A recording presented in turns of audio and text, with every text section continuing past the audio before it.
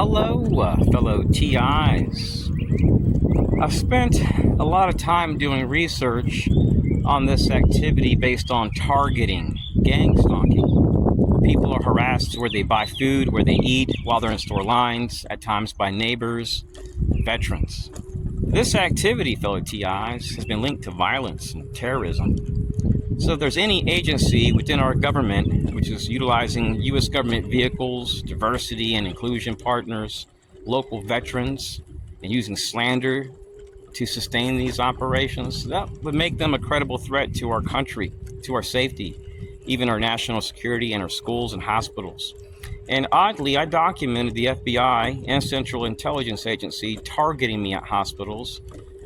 Then I'd be denied medical care. I have to go overseas actually to look at medical care.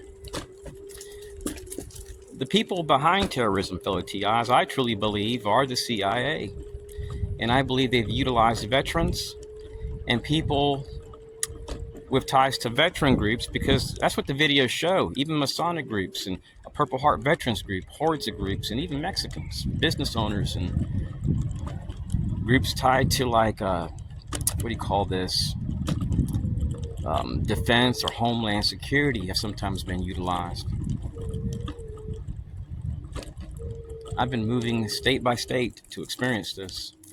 And every time I do research on what these activities are linked to, it's not linked to nothing good, especially when people are going to federal agencies asking for help to be denied.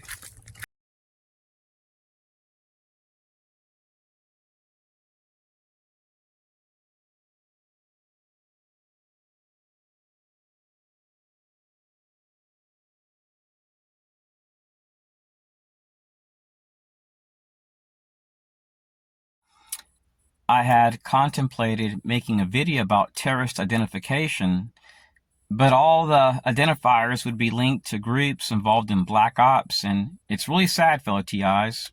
I've documented a lot of Israelis in every state behind this, ex-Army, disabled veterans, and here's what's really bizarre. When I investigate a huge portion of these veterans I've documented, I find them in gyms, running for over an hour, lifting weights, but they're driving around with disabled placard cards, which indicates mass fraud within the government. I also have noticed a highly unusual amount of women harassing me in the past in every state, starting around 1996. People doing stuff based on psychological warfare, targeting me where I eat, where I shop, where I worship, and flagging me as a threat, while the entire time I've been going to government agencies asking for help. So versus experiencing communication, I experience an investigation where I'm followed and experience the same things I'm complaining about. I don't want to experience that no more.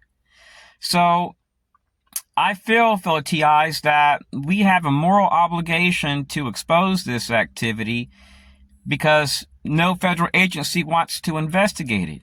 Everything related to terrorism, violence, is being exposed through these activities. So if the government won't help us, we have to help ourselves. Violence is not the answer. I'm reaching out to foreign governments today to see about political asylum while my grandmother is on her deathbed in my house. She's supposed to be in hospice. So if you're experiencing this, you need to be wearing a body camera. The NSA, DHS, FBI, they're not going to help you. I'm documenting this crap a lot, mostly in proximity to U.S. bases. And I've documented the Special Activities Division logo, at one time Sheriff Association logos, false reporting methods to emergency management where an outside agency would flag me in Tavares, Florida from Orange County. Harassment in stores at times, and doctors are on video denying me medical treatment after these people with suits come in. What's going on?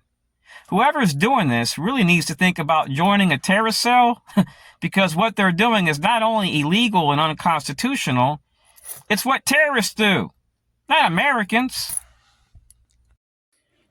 So the group that I've dealt with in every single state appears to like black SUVs, black clothes. They're into clandestine activity.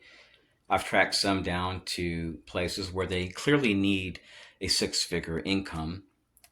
The majority of them have a bachelor's degree. They like outsourcing to veterans. They work directly with Jewish people, which is odd.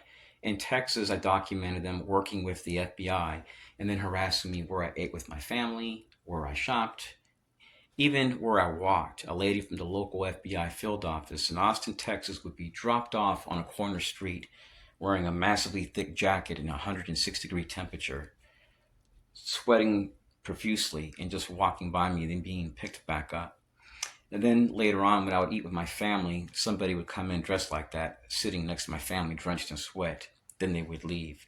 They just want to make their presence known. And it's been, according to the people that I've reached out to here in Florida, it doesn't appear to be so much like FBI, but more of like these people that are from the Virginia area, which are predominantly white, very racist. They outsource and they use veterans.